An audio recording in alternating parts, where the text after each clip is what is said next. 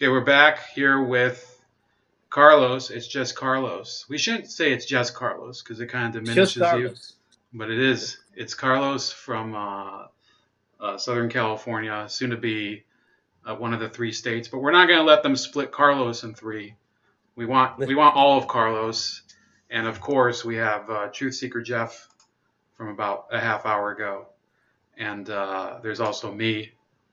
And we're going to talk a little about Venezuela, a country that I believe um, is on its last rungs of economic independence. I think that in the next couple months we could see, due to the way that they've run their economy, we could see Venezuela essentially becoming some sort of some sort of Chinese or Russian completely controlled subsidiary.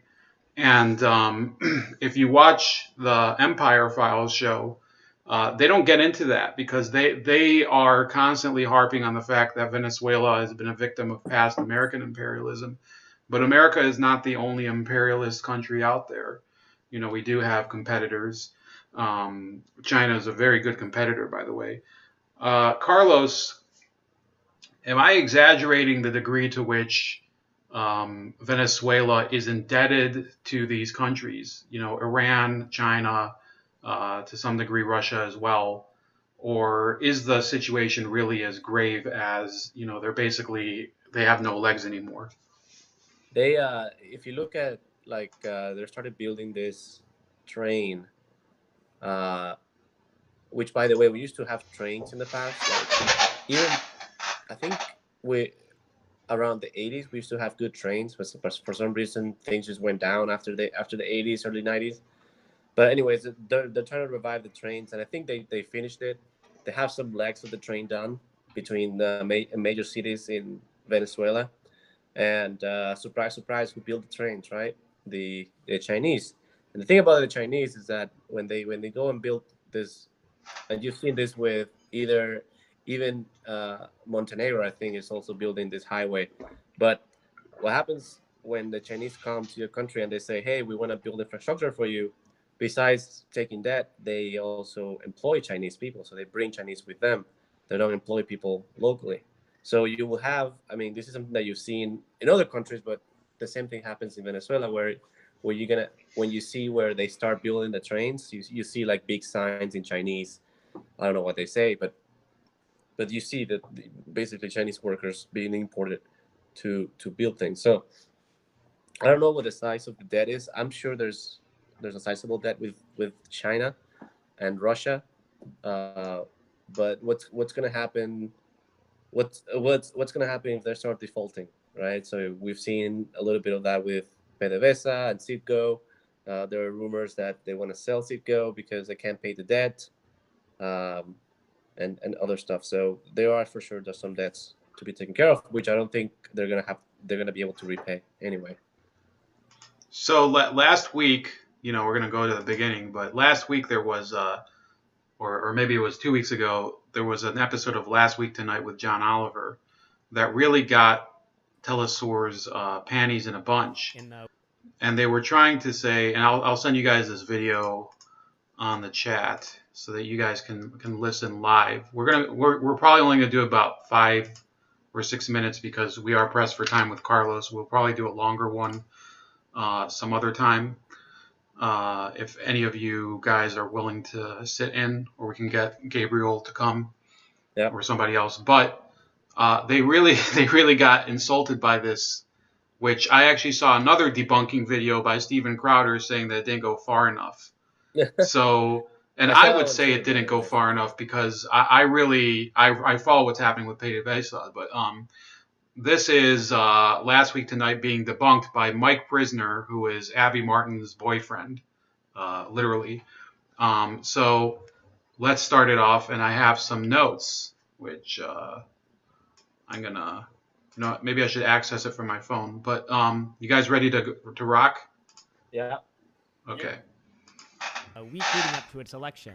Now, this is really no big deal because basically every major media and news outlet ran their own stories talking about how terrible of a place Venezuela was and how much of a failure its government was leading up to the election. So this really was nothing different than any other media outlet was doing. But because John Oliver is considered such a big progressive voice that reaches millions of progressive-minded people, I thought it was important to address the many, many problems and distortions in this report that so many people have been talking about. In fact, I've heard this episode referenced more than any other news story about Venezuela and its government, both before and after the election. So let's get started with it. But what is happening in Venezuela is not just extremely important, it is absolutely worth paying attention to. Are you playing a video? What's going on? Yeah. I'm at... Did you start it yet? We're at 56 seconds. All right. You ready? Yep. Story about socialism. There are plenty of socialist countries that look nothing like Venezuela. It's a story about epic mismanagement. Right off the bat, he kind of says what he's going to show in this entire episode is that the story of Venezuela is just a story of epic mismanagement by the Maduro government. So he's setting out from the beginning what he wants you to think in this piece and what he's going to prove. So epic that a nation of 31 million people with the largest oil reserves in the world have been forced to resort to some pretty creative forms of protest. Social media ablaze for the past few days, encouraging protesters to fill jars and bags with human feces. This is one of our last options, says this masked man. We are calling it Puputov cocktails. Yes, Puputov cocktails. That is funny because, you know, it's poop. It is also desperate people resorting to a desperate measure. So he says there this is desperate people referring to desperate measures. We're going to get in a little later into the reality of that protest movement. But one of the things he says here is it's desperate people resorting to desperate measures. What he fails to mention is that the most desperate people in Venezuela, meaning the people that are among the poorest people and the ones that are suffering most from food shortages and levels of poverty and things like that, those are the sectors that predominantly support the government. Okay, I'm pausing it at 2 minutes and 16 seconds. So he's claiming without validation that the poorest Venezuelans support Maduro. Now, I would say that the majority of his support has traditionally come from people in the other underclass, or at least Chavez's has. But he doesn't offer any independent analysis of it. Also, how are you supposed to substantiate that? Even with a polling agency. First of all, a lot of Venezuelans have fled into other countries, into Brazil, into Colombia especially. So those, I think, would be called the poorest Venezuelans at this point, the ones living basically as, stateless people in neighboring countries. What do you think about that, Carlos? Is it still fair to say that the poorest Venezuelans support Maduro? Well, some poors for sure support him. I mean, there's no doubt. But the thing is that you have to look at it this way, right? So they talk about like elections, and they talk about being, they are elected, right? Democratically elected officials, and why would you call that a dictatorship, right? But the thing that I don't hear from anybody when they talk about Venezuela is the fact that you gotta be aware that they have programs where they give them services like education or like even food, right? They have this CLAP program that John Oliver talked about a little bit, and and what happens is on election day or previous to election day, they're basically being blackmailed, literally, and saying, hey, if you don't vote for Maduro, your rations of food every week is going to stop, or if you work in the public sector, there's videos of this in YouTube. You can look it up. I mean, I'll probably send you some, but this is public knowledge. I don't know why they don't talk about this, but they, if you're a public sector employee on election time or election day or whatever, they have these meetings and they say, hey, whoever votes against it, what's going to happen, literally what's going to happen, which is you're going to get fired. So put that into perspective when they don't put into perspective when they talk about who supports who in the country, right? So if I was in a dire situation, right, where I was where I was depending on some governmental programs. And this is the problem, the faults of communism, right? It's the same thing. How do you keep somebody accountable when you literally are depending on it 100%? So what happens is that they're being basically forced to work to vote for them. They don't have to vote for them, but there are dire consequences if they don't. So when talk about support, what does that mean? Do you mean the votes? Okay, but how many of those votes are public employees that are being basically forced to vote for it? Otherwise, their whole livelihood goes to shit. So, but those people that actually take the plunge and walk, because they go walking to Colombia. They don't go in their nice cars and drive to Colombia to find new ways. Carlos, I think we lost his connection. Yeah, sorry, and I'm here. Okay. So they literally go walking, and and you see these videos of people like in their cars, just like taking a video of who's walking, and they ask him, "Are you from Venezuela?" Right? And they're like, "Yeah, I'm from Venezuela. Where are you from?" And they start talking, and they say, "Where you gonna go?" Bogota. And then say like, "Well, that's like a week walking, from here." And they're like, "Yeah, that's okay," And they're with their kids, walking down the street. So these people have nothing to lose, literally. So yeah, I mean, I think you're correct. I think those people actually for sure are in dire situations when they take those trips on foot. It's insane. So yeah. All right, we'll keep it going. 2 minutes and 16 seconds. You guys ready? Press play. Yeah. Yeah, go And ahead. while the sectors that predominantly oppose the government, those desperate people resorting to desperate measures, are from the upper and upper middle classes in Venezuelan society. And this is reflected across the board, from voter turnout to where the protests are held and things of that nature. And so characterization that these are the desperate people is they're desperate for other reasons, which we'll get into later. Their current president, Nicolás Maduro, seen here absolutely going to town on a nana, is almost certainly going to win, despite having the support of only around a fifth of the population. This is a perfect example of how John Oliver is twisting facts in this episode. He uses this quote from Reuters to show Maduro has low support. I was curious to see what words were missing from this abbreviated quote, so I went to the source. It turns out the quote isn't saying that he has low support, but that in fact, despite criticisms, he nevertheless has the core support of 1/5 of the population. Core support meaning die-hard, firm supporters that are campaigning for him, active in politics, etc. That's pretty impressive, and doesn't include the millions of Maduro voters who aren't considered, quote, core support. Okay, pause it. 3 minutes and 22 seconds. So I have on the screen here the full context of what it says. And this is from the same article. It says, Maduro, age 55, has encouraged Falcón's, that's Enrique Falcón's candidacy. That was the quote-unquote opposition candidate. Fueling suspicions among pro-boycott opposition supporters that he is a stooge allowed to stand only to legitimize a predetermined win for the ruling party. The two most popular opposition figures, Leopoldo López and Capriles, that's Enrique Capriles Radonsky, are both banned from standing. Roundly criticized even by Chavistas, Maduro nevertheless still has a core support of about 1/5 of Venezuelans. That's the one quote that he takes out of there that's most important. Things are tough, you can't deny it. He has made many mistakes, but I will still be voting for Maduro because he is the legacy of Chavez, said welder Johan Quintero during a walkabout by Falcón in a poor neighborhood of Maracay.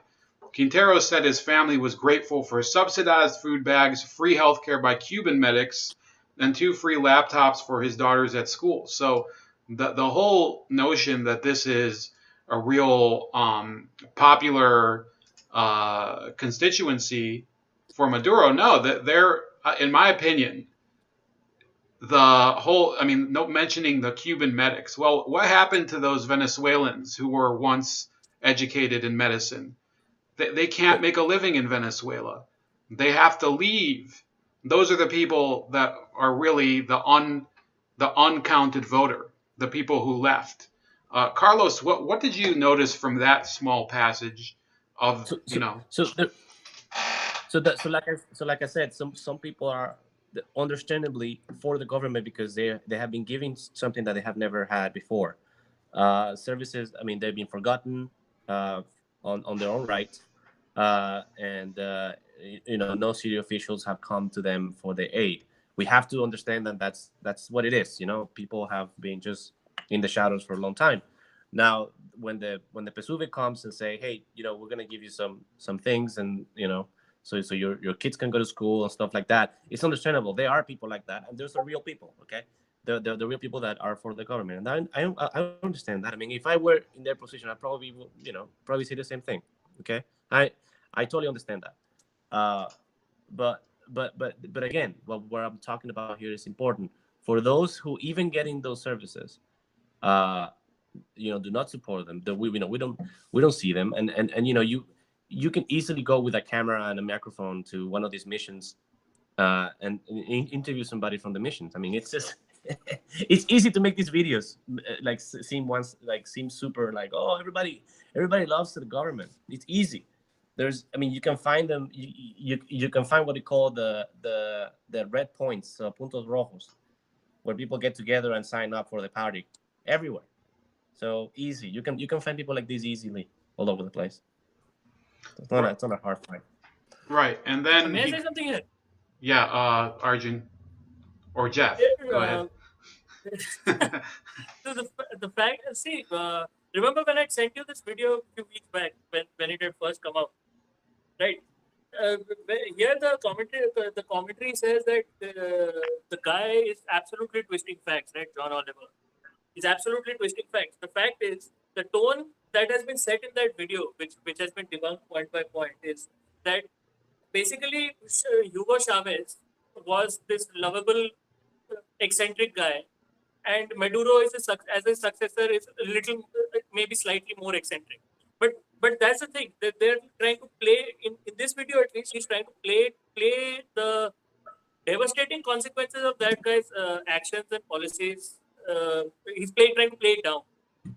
That's my understanding. Right, but Empire Files is saying that it's all a bunch of nonsense, and the so well, in the next minute you'll see exactly what their rationale is. So play it at 3:22. Ready? Yeah. Of course, many more than 1/5 of the voting population came out to vote for Maduro on May 20th. The line is immediately followed by a quote from a Venezuelan saying while he acknowledges that mistakes have been made, he'll still be voting for Maduro to prevent the opposition from turning back the clock on their social gains. Pretty disingenuous, John.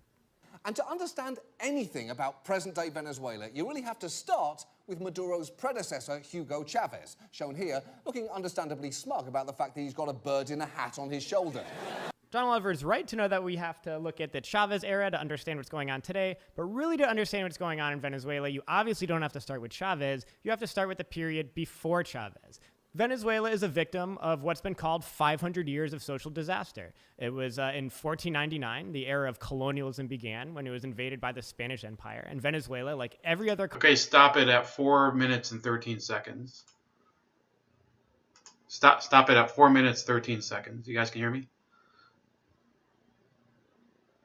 Yeah. So this is something, and I find it, very disingenuous for people who are from the anti-colonialism school. They say you always have to go back to the colonialism era, and I would say this. Okay, let's put it that way. Correct, and we did that when we were talking about West Bengal with Truth Seeker Jeff here too. We did talk about the colonial era a bit, but by the same token, I would say if you want to understand Egypt today, you have to go back to 1517 when the Ottomans, the Turks, took it over and treated it as a slave state. But nobody ever does that about Egypt. They actually talk about the British rule of Egypt much more frequently, which was also, imperialism. But one stripe of imperialism and another stripe of imperialism, how is it that we always have to go back when these people like Empire Files want to go back to colonialism? Well, how about all the other forms of colonialism, like the Chinese in Tibet? They never want to do that. And or the Soviets in Afghanistan. And for them, colonialism is for me, but not for thee. That's what I would say. I would say that if they really want to combat colonialism, they have to say every country should have its independent policy, which I think that they claim that they do that, but in reality, Venezuela is not behaving as an Well, independent country anymore. well, Carlos, what would you say? well, when they have like so much, this is things that they don't mention that we should talk about, right? They talk about colonialism, but they don't talk about the influence of the military, the Cuban military, in the Venezuelan military, and what happened. And I understand there are some fears, right? After the coup in 2002, you get scared, you get skeptic about your military, and you start firing people. That's fine, but continuously, even after that, they have seen a purge of the leaders of the military, and they have replaced them with the Cuban military officers. So you're not, your military is not bound to the Venezuelan government, but the interests of the Cuban Revolution. So you're not a very independent country, even by their own terms. Because they themselves decided to say, hey, we're going to train our people in Cuba. Not only that, but we're gonna get some generals in Cuba and replace our own generals with them, so that we can make sure that they are loyal to us, right? So even by their own account, they're not being independent, and they're always trying to find some fault in the empire. That there's some truth to that, but it's still, your own military is not your own. It's obvious that the Castros have an interest in Venezuela, keeping their oil flowing, and the interest be bound to the Castro people. So who are you really? Are you really your own, or do you have ideas? Because these people have, for the longest time, been advised by the Cubans, and it used to be that Chavez used to have an advisor. I forgot his name, but he used to have an advisor from Venezuela. Then his advisor turned, after, like, I think 2005 or something. He got tired of. I had to look into his name, but he turned away, and then Chavez kind of didn't have a mentor per se. And at some point in the 2000s, he found a mentor in Castro, and he started talking about him, not from the beginning, but actually after he lost his mentor. So these people have been advised by the Cubans for a long time. So it's not surprised that that's where they are today. Yeah, and I will say that if we're talking about colonialism and the wages of it, the fact is that you were talking about the oil spigot to Cuba that Venezuela was. Well, that is going to be closing a lot faster now. And this is from June 14th, which was yesterday. This is the Nation News in Barbados, one of the countries that was receiving free oil from Venezuela under its Petrocaribe agreement.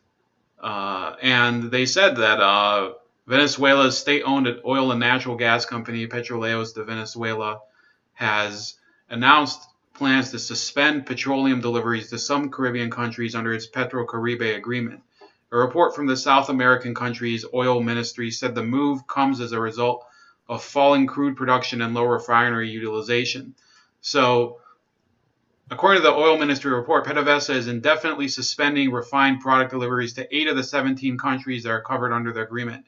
Antigua and Barbuda, Belize, Dominica, El Salvador, Haiti, Nicaragua, St. Vincent and the Grenadines, and St. Kitts and Nevis. So all of these countries were receiving basically either free or heavily subsidized oil for, since 2005.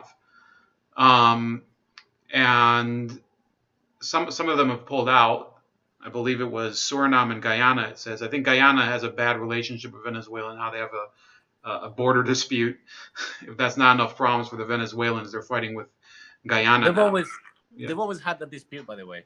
I don't know if it's the same. I don't know anything about how do you call it, the Pakistan Indian border. I don't know much about it, but in the case of Guyana, you just to give you an idea, even the geography books still have Guyana as a territory under I don't know, what was it called? Territory under, like, Well, it was British Guiana for a while. Jamaica. Oh, okay, yeah, British Yeah. Guiana. But anyways, that territory right next to us, the Guyana, has always been claimed by the U.S. government, by the Venezuelan government, and we never had it. I mean, for the longest time, they were their own thing. But Right. And Carlos, I know that you do need to leave. So if you need to leave, let me know. But yeah, I have 5 more minutes, so let's cover some. So yeah, let's do a little more of the video. and see what else he says. Colonized country in the world. Press play.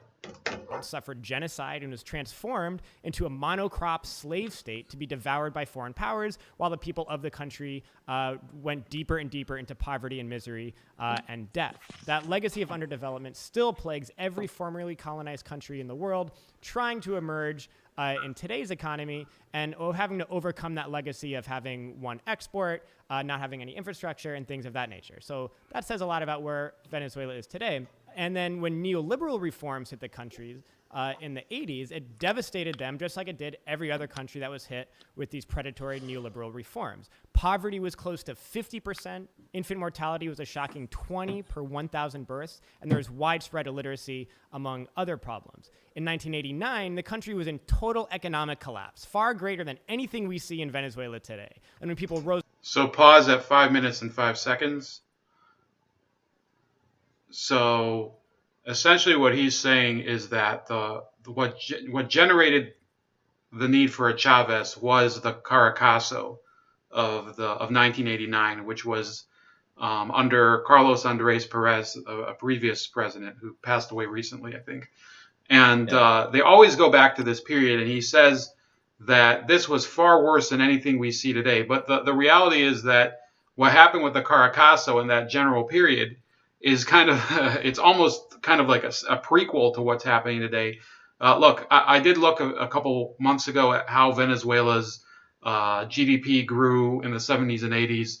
It was a boom and bust period due to the oil market. So once oil prices started to taper off in the 80s, Perez had to cut back on a lot of these social services. And he, of course, the Caracazo happened. But he doesn't use any metric to make it seem that this was, for example, he's saying that this was worse than anything that's happening in Venezuela. Well, 3,000 people died in the Caracazo. Unfortunately, we don't know how many people are dying today because a lot of them are killed unofficially. They're killed by, some of these criminal gangs or the colectivos. They're not killed by the official police squadrons of the Venezuelan government. And this clip, it neglects to mention the fact that Chavez attempted a coup in 1992.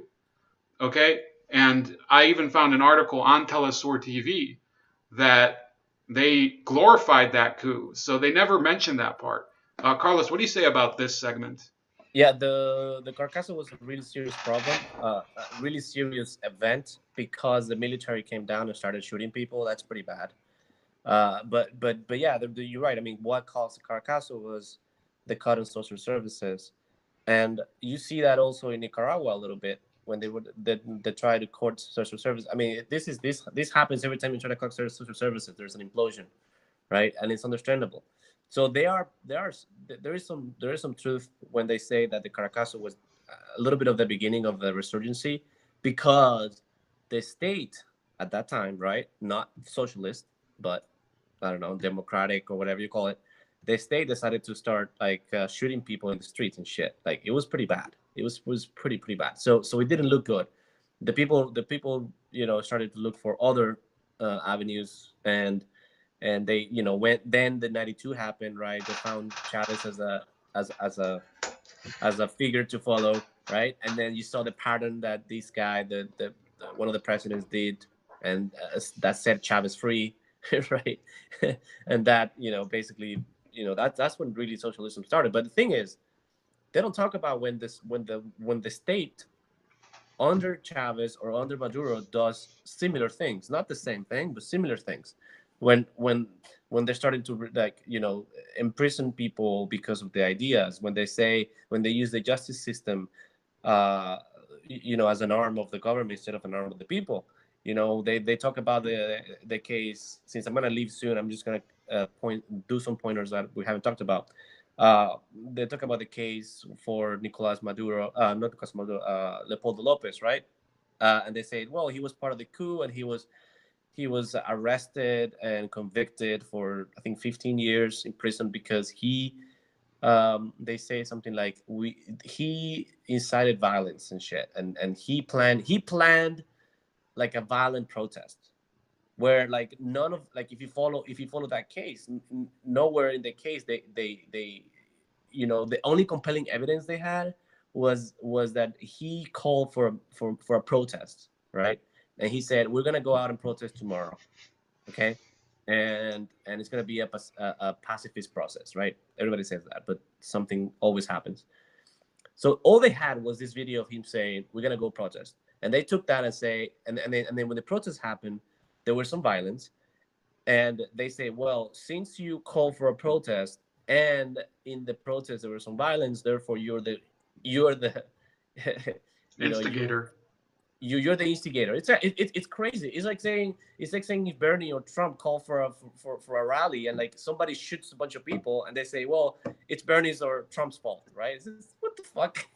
It doesn't make any sense. Why there's no connections, there's no investigation. They put this guy in jail. It's crazy. And remember, these people were appointed by like a Supreme Court. They were appointed by a socialist government. So, and not only that, the judge that tried that case, she was found like supporting the government in her civils. She was actively a supporter of the government, in social media and shit. So, I mean, don't tell me that he's being tried and fucking like, oh, because he's a violent person. I mean, they this is the thing, okay? When there is a trial being waged here for a corporation where, or bankers, for example, where bankers don't get their due, what they deserve because they fucked up a bunch of shit. uh, um, they say, well, the U.S. government bought by the corporations, right? Right. So which means they sometimes imply like, okay, well, the justice side of the government in U.S. doesn't work because they're bought, and even the regulators are bought. Okay, well, perfect. Okay, let's just take that as true. If you go to Venezuela and you say, and you don't see the connection between the government and the justice system, and you start making this argument as if the justice system is somewhat independent from the state. it, you're not being fair at all. You're not being very. It's just everything just kind of what Jimmy Dore says. The lizard brain triggers. They So, just like they start saying nonsense. It's so just like you gotta step back and look at the whole picture. So. I do want to, before you leave, one last question because, I did have a phone call earlier this week with somebody where I brought up Venezuela. What do you say to people who say that the critics are mostly right-wing agitators that are for imperialism, and they would include you in that? How do you respond to that? I mean, people do say that to you. People have said that to you, irrespective of that conversation. What's your response? No, they don't understand. This is the thing, okay? Every country, even either you have 2, 3, 4, 5 parties, 10 parties, there is a spectrum of policy. You can call yourself to be in the right and then pretty much be on the center, or pretty much be on the left. But it just so happens that you call the right because you're the rightest most party, right? So in terms of like, you have to put it in perspective. Same thing I just talked to you about the justice system. You have to put it in perspective. If you're gonna talk about left and right, you have to put it in perspective, because what happens in Venezuela is that all the parties have moved to the left. Everybody have moved to the left. So if you look at the policies, let's say if I'm supporting Voluntad Popular, right, which is one of the right wing parties, the quote unquote, and you see their policy, you see what they want to do, right? And then you see the policies of PSUV, right? If you compare the policies of the right wing quote unquote party in Venezuela, if you look at the last presidential, not this presidential election, but the last one for 2013, I think it was. If you look at presidential election, look at the Platform. policies that were the platform that they were running on.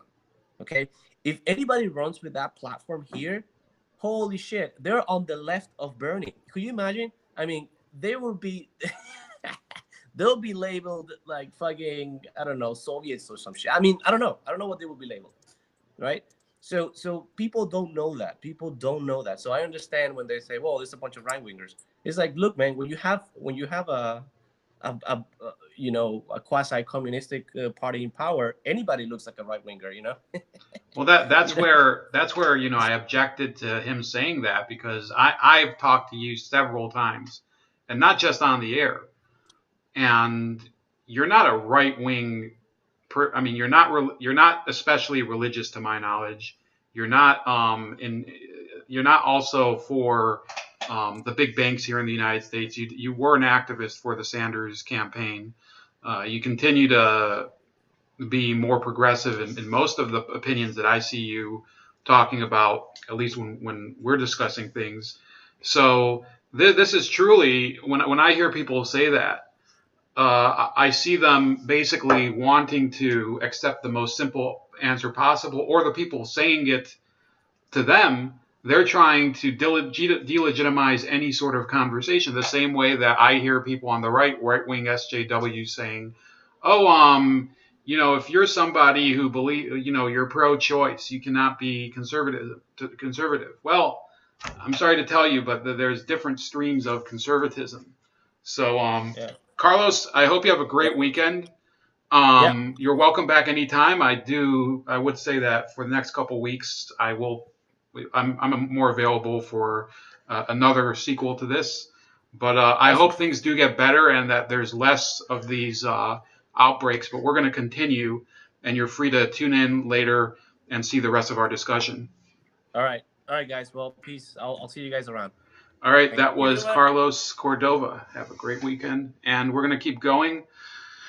We're not going to watch the rest of this video. This video is 45 minutes of these assholes from Empire Files basically getting their panties in a bunch because John Oliver made like a video mocking their quote unquote revolution. And this is a revolution that I will tell you, okay, you don't have to be an empathetic individual, but you should be a thinking individual when you see the utter shitstorm that they've created in a country that was once one of the greatest success stories of Latin America. And my philosophy is this: you don't have to make a policy that makes everybody live in friggin' ice cream and candy canes all day. You just have to make a policy that lets people give the most out of themselves in order to better their own reality. And that's why I don't support socialism personally.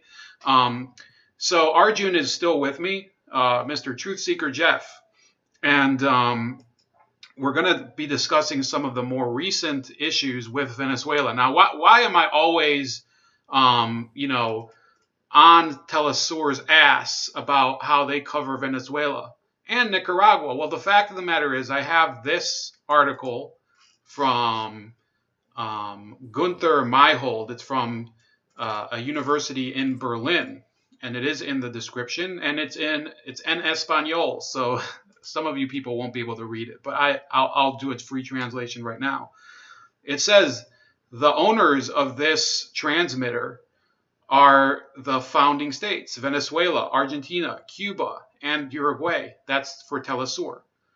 That participated with 51%, 20%, 19%, and 10% stakes in that order. Okay, so over half of the equity in Telesur is owned by Venezuela. Another 20% was owned by Argentina. They later pulled out because they had a change of government.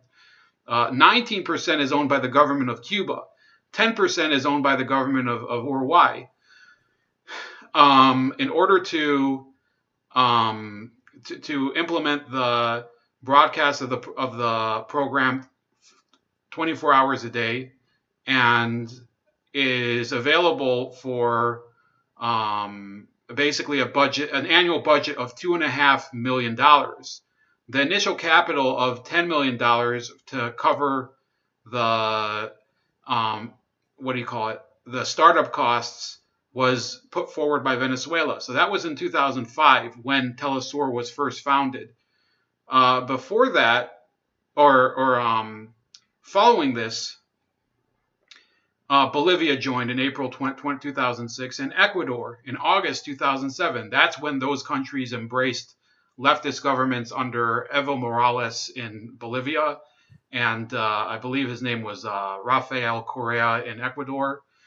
And they also acquired 5% stakes. So every single one of these hardcore socialist Latin American governments acquired a stake in Telesur. Although at each stage, Venezuela has been it's been giving a little ground in its stake in the enterprise. Nicaragua entered in March 2007. So you have effectively a media outlet that is the state-owned monopoly. Or sorry, it's not a monopoly. It's essentially broadcasting the state party line for the entire Latin American left government in every one of these countries. Okay, Cuba, Venezuela, the former government of Argentina with the Kirchners, who are out of power now. Uruguay with Mujica. I would say that they're less of an aggressively leftist state than the other ones. And, of course, Nicaragua, Bolivia, and Ecuador. So anybody who wants to make the case that Telesur TV is an objective and free-thinking enterprise, no. They're an enterprise with an objective of spreading the socialist vision of the Bolivarian revolution throughout South America and beyond, now throughout the entire world. They glorify that type of government, that type of authoritarian control, the concentration of power at the top. Let's see if there's any questions from the audience. 1 second. Or if there is an audience. Jeff is here. Jeffrey Allen Johnson and Larry. Larry Gerke, everybody. Now,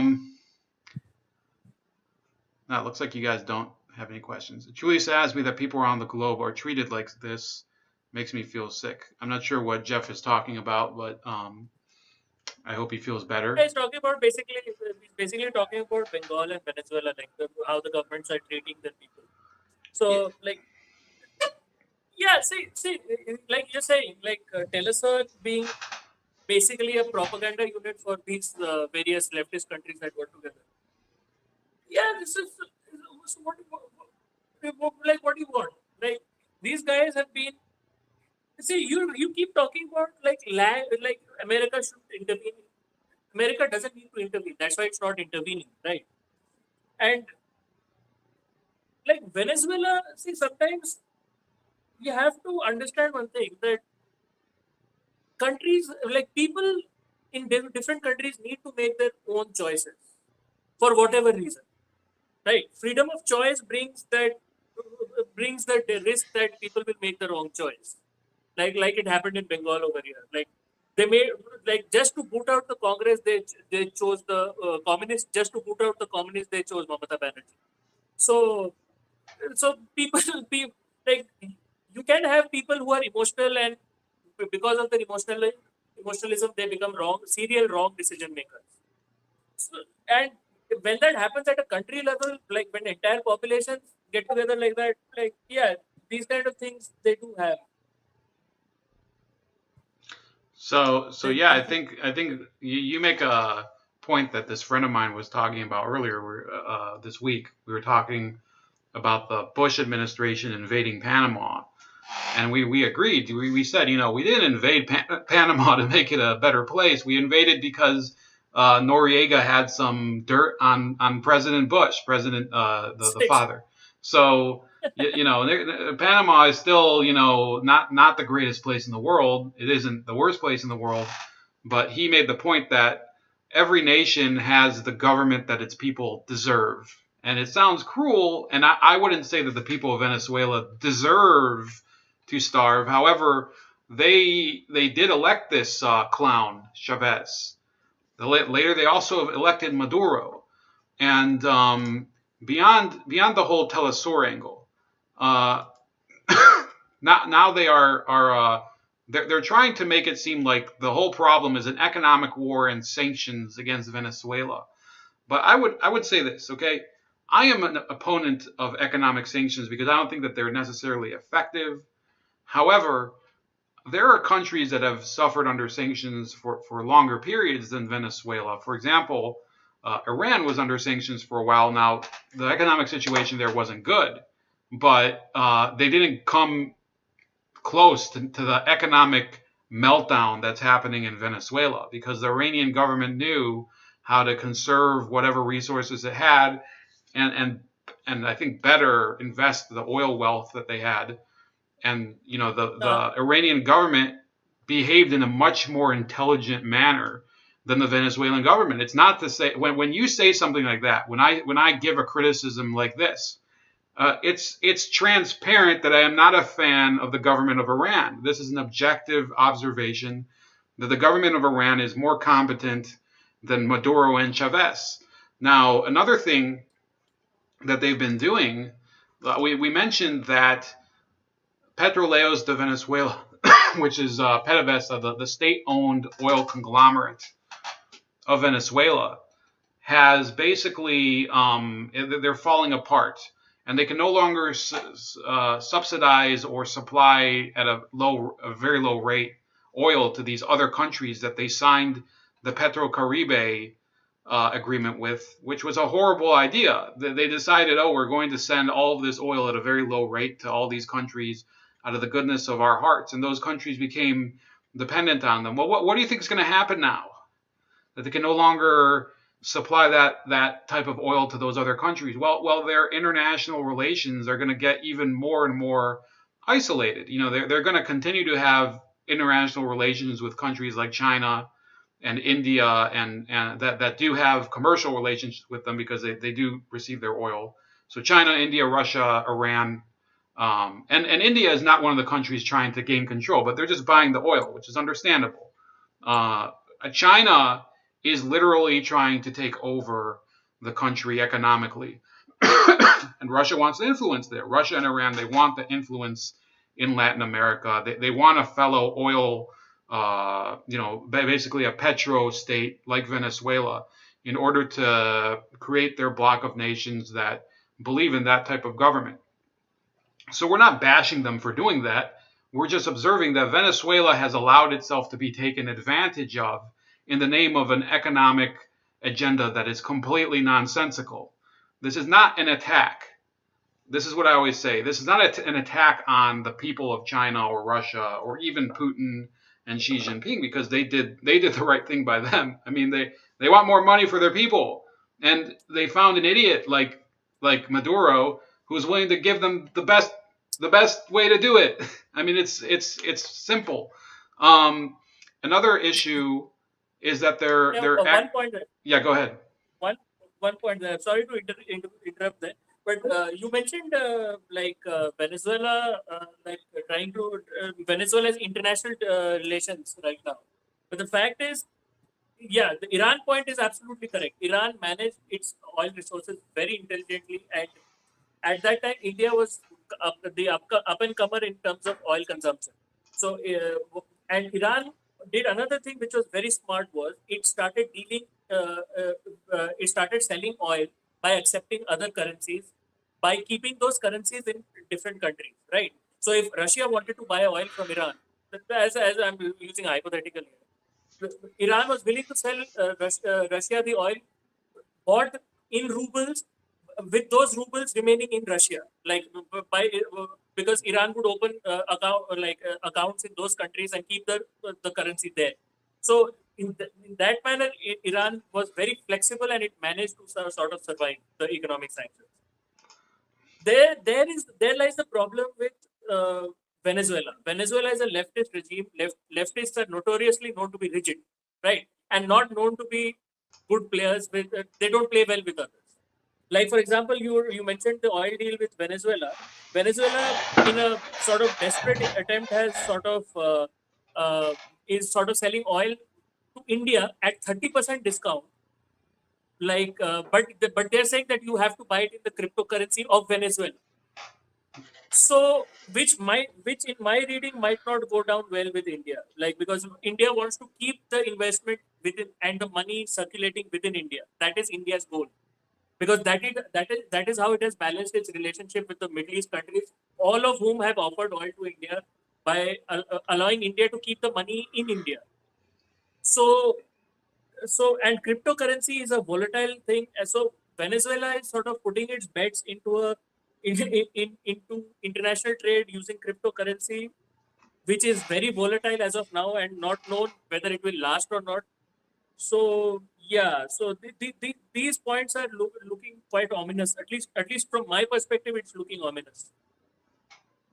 Yeah, I did notice. By the way, I did notice that India did refuse one of these agreements, one of these currency agreements, and understandably because the petro, which is the Venezuelan cryptocurrency, you can't use it for anything apart from paying taxes in Venezuela. It's not a fungible currency. It's kind of like it's basically you know what I would compare it with? It used to be in West Virginia. A lot of these towns were completely dominated by the coal mines, and the miners wouldn't be paid in cash. They wouldn't be paid in U.S. money. They'd be paid in company scrip.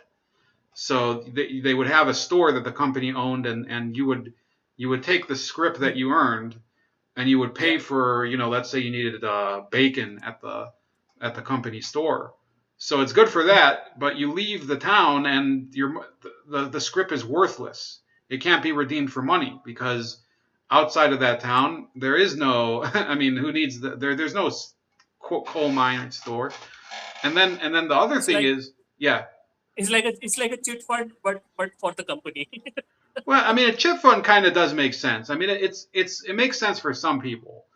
What I'm Yeah, talking about is basically creating a currency that makes you dependent on a specific outlet. Okay, so it's like basically giving you at a certain point it becomes giving you just paying you in Target gift cards. We have Target yeah, stores here in the U.S. Well, some they're people paying might you in store say, credit basically. right, yeah, it's not that's not really getting paid. It's kind of it's something, but then let's say that Venezuela's government, for example, what's going on right now, the state services themselves are basically falling apart. There's no real, the Venezuelan government is losing its handle on a lot of the country's basic services. So what the hell are you paying for anyway? And then here, this is from Reuters, and I have several other sources on it. It says Venezuela is considering producing fuels from foreign crude oil for the first time, according to planning documents seen by Reuters, as the country struggles to meet its obligations despite having the world's largest crude reserves. I mentioned this earlier this week. um, so, U.S.-based ConocoPhillips last month seized some of PDVSA's assets in the Caribbean, seeking payment for a $2 billion arbitration award, reducing PDVSA's ability to deliver fuel and crude exports to Asian customers and regional allies. Venezuela, an OPEC member country, has never before imported foreign crude oil for its domestic refineries, although it has blended African, Russian, and U.S. crudes with its extra heavy oil to make exportable products. It also has purchased foreign oil for Caribbean refineries and to supply allies, including Cuba. So what this means is basically this: when you pump oil out of the ground, there's the heavier, denser crude oil, which is what Venezuela has. And it has to be blended in order to be used for the majority of petroleum applications, with light crude from the Arabian Gulf and or the Persian Gulf and other parts of Asia. So now they've come to the point where they can't even pump that heavy crude, and they have to buy it from neighboring countries like Ecuador that have actually lower fuel supply or petroleum um, reserves than they do. So it's not an issue of having or not having the oil. They have the oil. They fucked up so bad that they can't take it out of the fucking ground.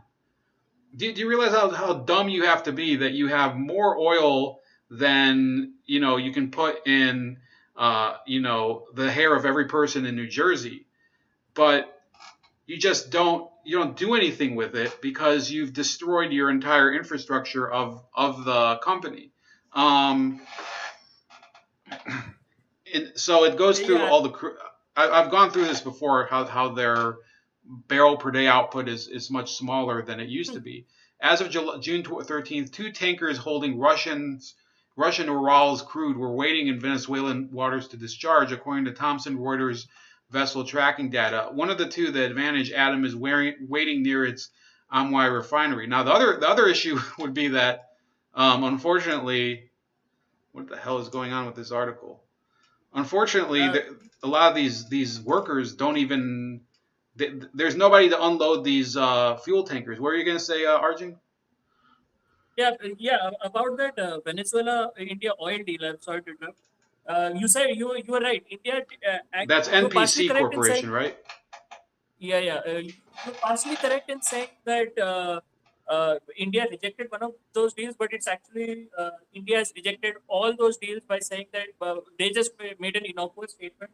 Uh, there's an article on the Economic Times, 28th May, that says India has made a statement saying that India has no plans to trade for oil trade with Venezuela using petro cryptocurrency, which is basically means India is not going to deal with Venezuela. So, yeah, that's the only thing. Because a cryptocurrency is a bad investment option because it's unverifiable basically. And the other thing is basically also India is sort of helping US out in like sort of not dealing with Venezuela. That also seems that is my reading. Yeah, so this is the point I try to make. Okay, they want to complain about sanctions, and yes, we weren't able to go through the whole Abby Martin video today, or the Empire Files video, because it would take a very, very long time, and I haven't written notes for all of it. But the fact of the matter is, if you can do business with one of these 3 countries, it doesn't even have to be all 3, the U.S., India, or China, sanctions don't mean shit. Or as long as you can get your ships through the Panama Canal. And Panama is not preventing Chinese ships from sailing through the Panama Canal. This is the biggest butthurt excuse making I've ever heard. Oh, the sanctions destroyed us. Oh, it's the economic war. Oh my God, Lord. I mean, how are we gonna? This is the worst propaganda ever. But people eat it up because they say, oh, sanctions are inhumane.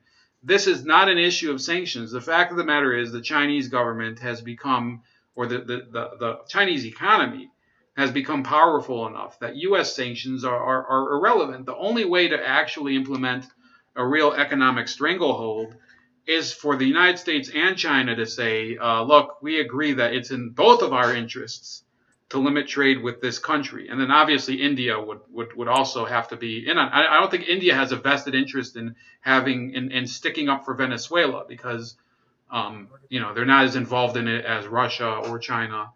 And people have to.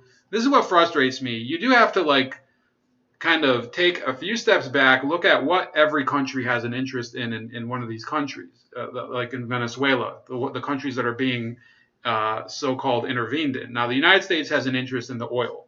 Iran has an interest in the geopolitical aspect of Venezuela because they have oil in Iran, but they need allies that will help, leverage the price of oil in order to make oil power remain relevant. You look at Russia, they do need influence similar to the U.S. in Latin America as well as in another oil economy. You look at Cuba, they need an ideological ally and a supply for oil at a discounted price, which they're going to lose now. And then what about China and India? Well, those countries, they could take up the biggest shit on Venezuela. Why would they need it? They need it because China needs to expand elsewhere, and they're doing it in a very intelligent manner economically. So this is not about hating on the Venezuelan people.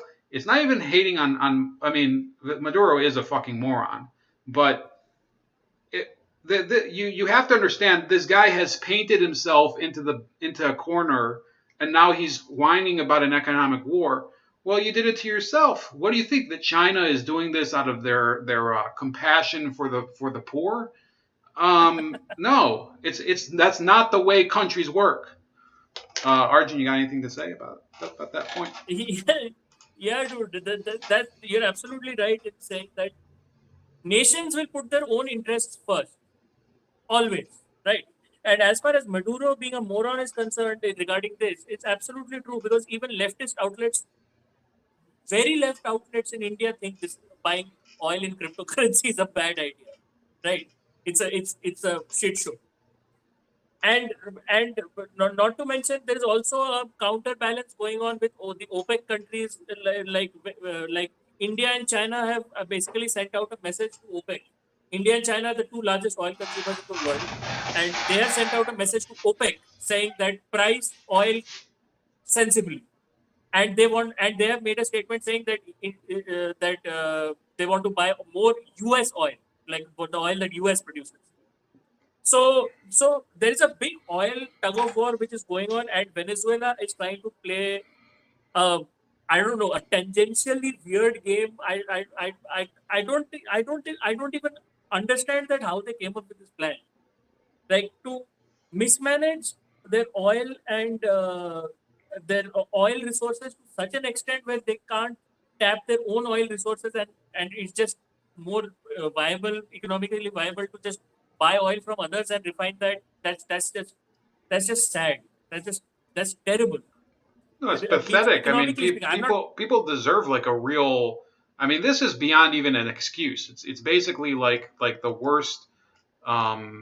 These people are incompetent morons, and then they have a show blaming everything on an economic war. This is economic war going on. New York Times. Now, granted, a lot of us are not fans of the New York Times, so I'm not telling you to accept everything here as the gospel or whatever. But just let's read through this. It says workers flee and thieves loot Venezuela's reeling oil giant, and this is that refinery over there in, or actually these are just storage tanks. It says 10,000 barrels of oil have spilled. So they're creating an ecological disaster too. Okay, so they want to talk about economic war. How about stop having your oil leak all over the fucking ecosystem, you communist bastards? So it says thousands of workers are fleeing Venezuela's state-owned oil company, abandoning once coveted jobs made worthless by the worst inflation in the world. And now the hemorrhaging is threatening the nation's chances of overcoming its long economic collapse. Desperate oil workers and criminals are also stripping the oil company of vital equipment, vehicles, pumps, and copper wiring. So they can't even maintain the infrastructure that they have. I mean, so carrying off whatever they can to make money, the double drain of people and hardware is further crippling a company that has been teetering for years yet remains the country's most important source of income. The timing could not be worse for Venezuela's increasingly authoritarian president, Nicolás Maduro, who was reelected last month in a vote that has been widely condemned by leaders across the hemisphere. Prominent opposition politicians were either barred from competing in the election, imprisoned, or in exile. But while Mr. Maduro has firm control over the country, Venezuela is on its knees economically, buckled by hyperinflation and a history of mismanagement, widespread hunger, political strife, devastating shortages of medicine, and an exodus of well over 1 million people in recent years have turned this country, once the economic envy of many of its neighbors, into a crisis that's spilling over international borders. If Mr. Maduro is going to find a way out of the mess, the key will be oil, virtually the only source of hard currency for a nation with the world's largest estimated petroleum reserves. But each month, Venezuela produces less of it. Offices of the state oil company are emptying out. Crews in the field are at half strength. Pickup trucks are stolen, and vital materials vanish. All of this is adding to the severe problems at the company that were already acute because of corruption, poor maintenance, crippling debts, the loss of professionals, and even a lack of spare parts. Now workers at all levels are walking away in large numbers, sometimes literally taking pieces of the company with them. Union leaders, oil executives, and workers say. So they want to talk about workers' rights and creating more equitable society. The union, the oil company union, has been, they've been going through strikes. They've been going through mass resignations and everything. This is not a worker. This is not a society that where the government's intervention has worked to the benefit of the workers. They can never make the case, because if it was, why are they quitting? And these are jobs at a company that was once the pride of Venezuela. Next paragraph. A job with Petróleos de Venezuela, known as PDVSA, used to be a ticket to the Venezuelan dream. No more. Carlos Navas, age 37, worked on a drilling crew outside of this oil city, El Tigre. He had a house here with air conditioning and a car. He never imagined he might not make enough money to buy food for his wife and 3 children, but he quit his job late last year, he said, because he couldn't live on what had become starvation wages. On a recent evening, with the sun slanting low over the plains, Mr. Navas prepared to leave. He was boarding a bus to the malaria-infested gold mines to the east, where he hoped to scrape out enough money to buy food for his family and eventually finance an even longer journey to Ecuador or Peru, where he would follow a stampede of his fellow Venezuelans fleeing the country's economic cataclysm. Before you worked and you were rich, Mr. Navas said of his oil company job. Your salary brought anything you needed. Now you can't buy anything, not even food. Inflation in Venezuela is projected to reach an astounding 13,000% this year, according to the International Monetary Fund, when the New York Times interviewed Mr. Navas in May. The monthly salary for a worker like him was barely enough to buy a whole chicken or 2 pounds of beef. But with prices going up so quickly, it buys even less now. The state oil company is not faring much better. Output is at its lowest level in 30 years, and there is no sign that the sustained descent is over. The company and the Venezuelan government are in default on more than $50 billion in bonds after failing to make interest payments since last year. So that's not just a debt. That's a debt that has already come due that they can't pay. People should understand that. There's a such thing as owing money, and then there's a such thing as, I mean, we all owe money, right? But there's a such thing as that. Yeah. It's called a debt trap. Right. Basically, the credit rating of the country is being hurt so bad right now that I think, like what? See, basically, okay, think of it this way: what is stopping China from dumping US's debt onto the open market? What is stopping it? It's US's credit rating. There is a agreement between two governments which says that okay, we'll buy your debt, you pay us back, and the American government has said okay, we'll pay you back, as does any other government, right? So right now, I think I think an IOU from Venezuela would not even be like worth being used as a toilet paper. So so yeah, because this is a pathetic situation which is continuing, and like starvation, thievery. This is basically a sign of desperation from the people, right? And then Maduro has the balls to come onto TV and says, "Oh, people are flourishing under the Maduro time." Come on, give me a break. You should be shot for that. If like if nothing else, like that's a criminal statement to make in these desperate circumstances. Like terrible. Jeffrey Allen Johnson is telling us to look up the Saint-Gobain incident. We'll do that right now. That sounds kind of interesting.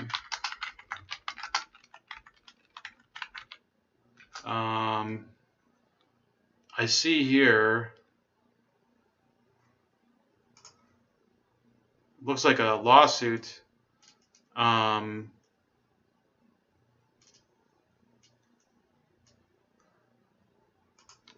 the hell?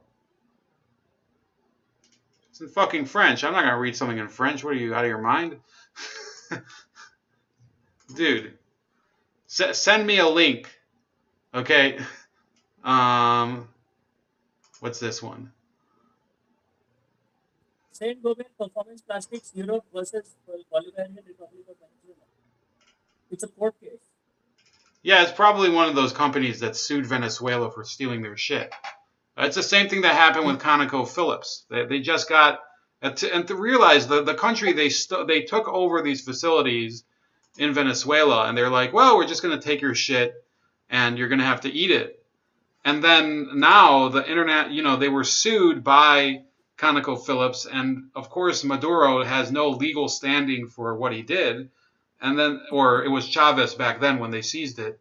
So then the international court awards $2 billion to ConocoPhillips, and then Venezuela says, well, fuck you, we're not going to pay it. So then they say, oh, then we're just going to take your assets.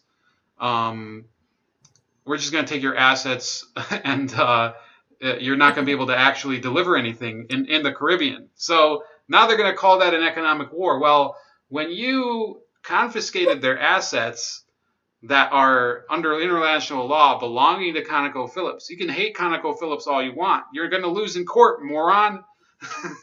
What did you think, that you're gonna get it and nobody would take it back? What do you think that this is like? You know, it's a laws of physics. You know, for every action there is an equal and opposite reaction. Textbook bad faith. Right. So, Jeffrey, I do need a better source, man. I don't know what to do here. This is Venezuela claim gets all clear thanks to MFN. So, Global Arbitration Review. Majority Tribunal has used the most favored nation clause to accept jurisdiction over a previously unreported UNCITRAL claim brought by a subsidiary of U.S. oil and gas company Anadarko against Venezuela. An interim award. Well, let me see here. Saint-Gobain. Yeah, Jeff, you're gonna have to send me something. I mean, don't tell me to search for something and then I can't find anything that has to do directly with the Saint-Gobain thing. Yeah, put the URL in the chat and then we can look that up. The URL, you replace the period with the word dot, and then we can work with that. But I mean, come on, dude. So I know you're trying to help, but we have a lot of material to get through. This is about Nicaragua. You know, the left in America, they love Jimmy Carter, you know, the weirdo, the guy, you know, they claim evangelical Christians have ruined the world, but an evangelical Christian socialist is suddenly the voice of conscience for the country, even though he was an abject failure as president.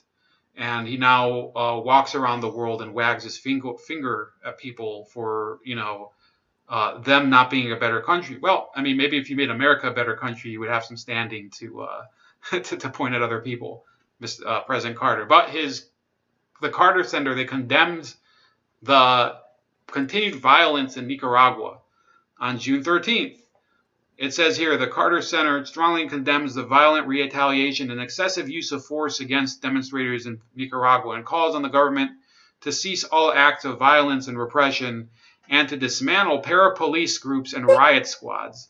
Since April 18th, police, para-police, special forces, and organized groups with links to the government have suppressed citizen protests throughout the country, resulting in the deaths of at least 146 people. Hundreds more have been injured or arbitrarily detained, facing acts of torture and cruel, degrading, and inhumane treatment, as has been widely documented by the Inter-American Commission on Human Rights. Victims include children, students, human rights defenders, journalists, and other civilians. We emphatically support the creation of an interdisciplinary group of independent experts by the IACHR as a result of its in loco visit, and encourage, so that means that a group of people already visited there, and encourage the Ortega administration to comply with its mandates. We insist that there be a thorough, transparent, and independent inquiry into the violence to ensure truth, justice, and reparations for all victims. The government has the responsibility to guarantee and respect the life and integrity of its people under any circumstance. It must ensure the right to freedom of assembly and peaceful demonstration and provide guarantees of security to the political opposition. The Carter Center denounces the systematic prosecution and harassment of social activists, journalists, and human rights defenders. By the way, Bianca Jagger, who fought against the dictatorship of the 70s, the Somozas, she's also objecting to the Sandinista government now. So it's not hard right people that are fighting the government. It's you know, people all across the political spectrum. The Carter Center denounces the systematic prosecution and harassment of social activists, journalists, and human rights defenders.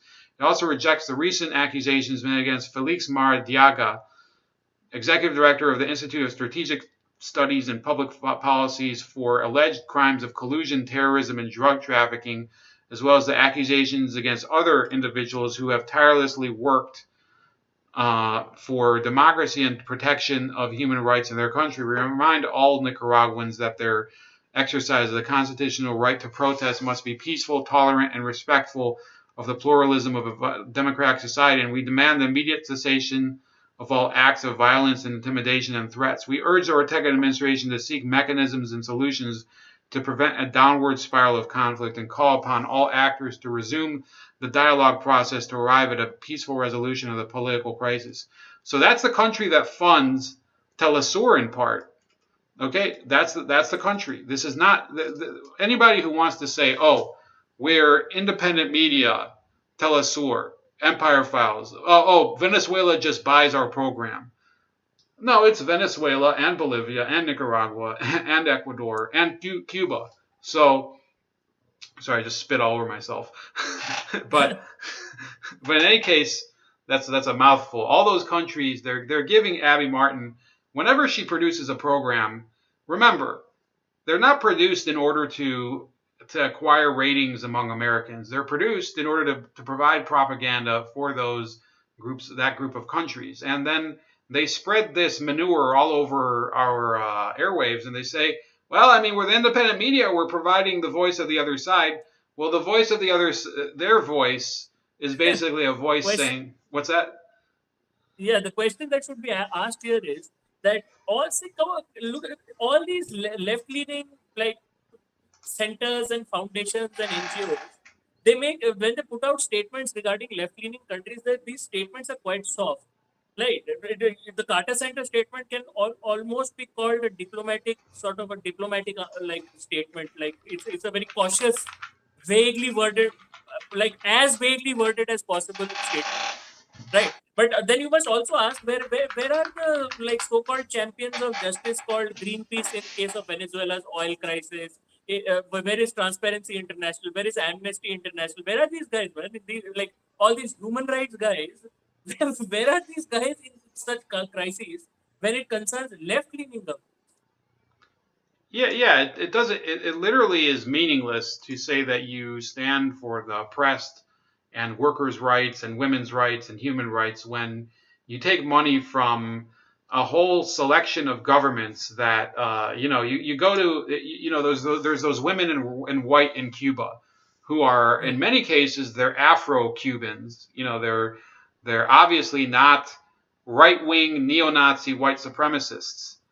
And they go and do these demonstrations, especially during Catholic holidays and processions and stuff like that. And the government will just send like these squads of female cops to beat the shit out of them. And nobody, Empire Files could, those people can go fuck themselves according to them. Exactly. That's my impression is this. I would like it that in any country around the world, people would have the right to assembly, and in order to to declare their grievances against their government, whether it was in Russia or in China or here in the United States. Those Black Lives Matter protests, I don't support the protests, but I support the right to protest. Unfortunately, when you block highways, that's not exactly a protest. That's actually a crime. You're not allowed to obstruct a highway. So then they get arrested. Okay. So then you have to make the case that, this is civil disobedience. Well, sure, it could be civil disobedience. Is it effective protesting? Does it bring people to your side? I would argue that it's not. And that's why I think Black Lives Matter, for example, in our country, is not an effective protest movement. There's probably a counterpart to that in India. Some of these groups that protest and people are like, well, you're just making my life miserable in order to pretend that I should care about what you're talking about. In Venezuela, the right to peacefully protest, Carlos was discussing it, is being abridged currently. And then there's all these other acts of coercion that the government will use against you. And then people want to talk about the Gaza-Israel border and call that a protest. It is not a protest. When you try to breach a physical barrier and go to the other side, and let's not talk about what they want to do on the other side, but that's not a peaceful protest. That is basically A, vandalism, and B, that is illegal immigration. Okay, and then what you do on the other side could lead to potential other crimes, such as first-degree murder. So when people want to talk about how there's all these people getting killed on the Gaza border, the fact of the matter is it's still less people than have happened in Nicaragua since April. There have been more people killed in April in Nicaragua than have been killed on the Gaza border since March. And the people on the Gaza border, in many cases, are trying to get shot, are trying to get injured, are trying to become shaheeds. This is a fact, and it's part of that's part of their whole effort in order to cleanse Al-Quds through their own blood. You know, the declaration is through our blood and through our fire we will redeem you, Al-Quds. That's what they believe, and they're getting it. They're not getting it in the numbers that they actually want. They would actually want more casualties. Arjun, what do you have to say about the right to peacefully protest? Where do you think it's appropriate, and where do you think that it steps over the line? See, right to peacefully protest is a very democratic feature of any nation, right? In today's times, right to peacefully protest can like see, but in just like in protest and in any other field of our lives, it's mostly about intentions, right? What is your intention, right? You can peacefully protest anything, but what is your intention? The intention, if the intentions are correct, then nothing can sort of like stop you from doing what you want to do in a democratic country with guaranteed human rights and which are under the constitution. But if you're trying to subvert democracy, or if you're trying to sort of start a propaganda or a certain kind of narrative which is harmful for overall society, no matter if it's a peaceful protest or not, it should be stopped or should be countered in an appropriate manner, right? I'm not saying I'm not advocating violence of any kind, but the fact is it should be countered in an appropriate manner, which may be politically, which may be any other thing. But peace, just because it's a peaceful protest doesn't mean the intentions are correct, right? For example, the Palestinians very peacefully walked to the fence in Israel, in that I think the Gaza border was the Gaza border. Yeah. Very peacefully they walked, right? Very peacefully, under the guise of that peaceful march back to their homes. They suddenly, from in between somewhere, stone pelters started coming out, like the people throwing Molotov cocktails, this, that. So if you're trying to hide and disguise what you're actually trying to do under the guise of a peaceful protest, in my opinion, that peaceful protest should be stopped in using an appropriate avenue under the constitution or democracy. Right, and you know, when we talk about issues like what's happening in Venezuela, you know, it's not I mean, actually, I think I ran my article limit for The Economist, but this is well documented that polio has come back to Venezuela. So you have these What? Polio. Are you serious? Polio? Yeah. The drug which has been the disease which has been eradicated. Yeah, that's a disease that worldwide. I think the only other place, and Styx Hexenhammer, who is I can't say this enough. Styx Hexenhammer, somebody I disagree with on a number of things. You know, for example, he's pro-choice. He's very critical of Israel, but he gives reasoned arguments for it, which is he's a great resource. So he discussed this, and he mentioned that the only other places in the world where there is polio are in very mountainous, remote areas of Afghanistan and Pakistan.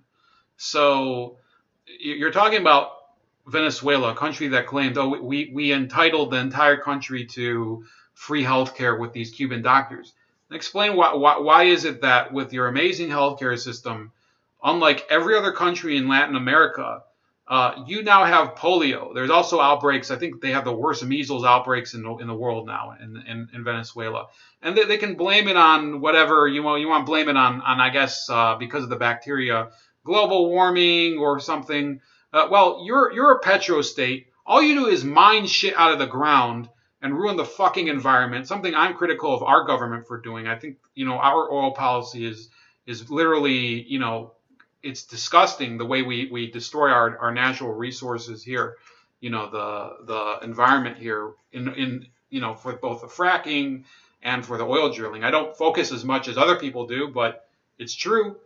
So then the same people, these progressive activists here, the Green Partiers in the United States, they will turn around, and whereas in America they complain about the frackers, the Venezuelan government is mining in the Orinoco Belt, the rainforest that for decades Americans were yelling about the rainforest. We need to save the rainforest.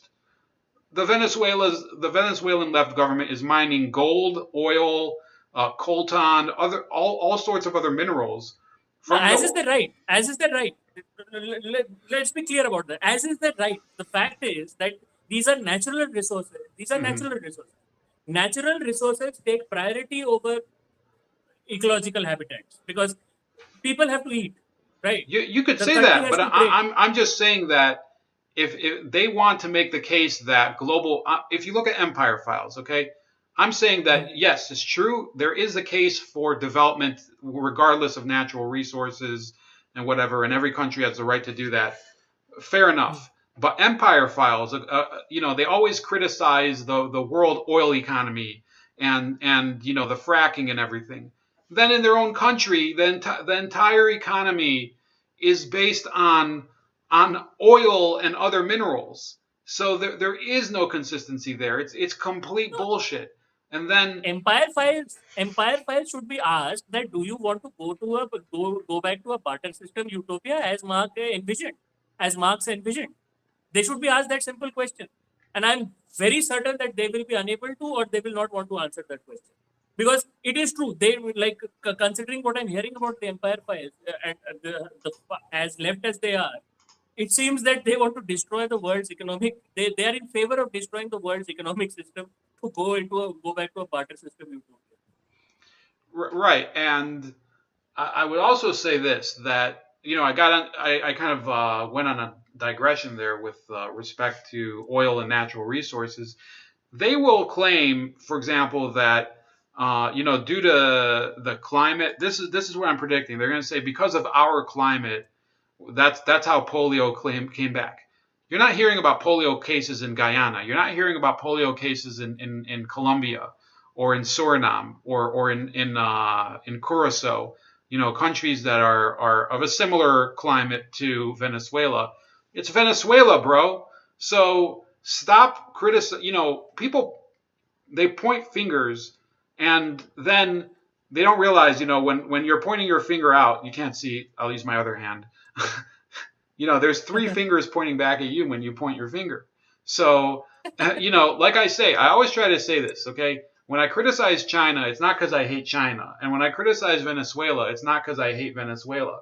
But when you have people who, they make their careers off of being basically an infomercial for a complete failure of a government, like Abby Martin is, I have very little respect. In fact, I just have contempt for them. I despise them in the most strongest terms. I think we're going to close. I do want to thank our guests. First of all, Truth Seeker Jeff from Calcutta, who was on earlier as well about West Bengal. And there was, of course, Carlos Cordova. It's just Carlos every time. He should do his own channel or something. But he doesn't. So it's just Carlos. You can't find him anywhere. So we're going to wrap up. Everybody have a great weekend. I'm happy to continue to cover as many of these global stories as possible. I'm happy that you guys choose to hear it from our perspective. I do try to give a fair perspective when I can, even though obviously, I have my own opinions. And I want to thank the other people who watched. Please subscribe, comment, share the video, like the video. You have Jeffrey Allen Johnson. You have Larry Gerke, Mule Team 66 doesn't know why he even tuned in. Larry Gerke, High Desert Pioneer. And of course, Pink Pony, thanks for coming, if I can put it that way. But anyways, have a good weekend. Soylent Green, that's good green, brother. Soylent Green. Yeah, he's a weird guy. But that's about it. I'll talk to you guys later. Have a great weekend. And metadata men, too. All right. Night. Good night.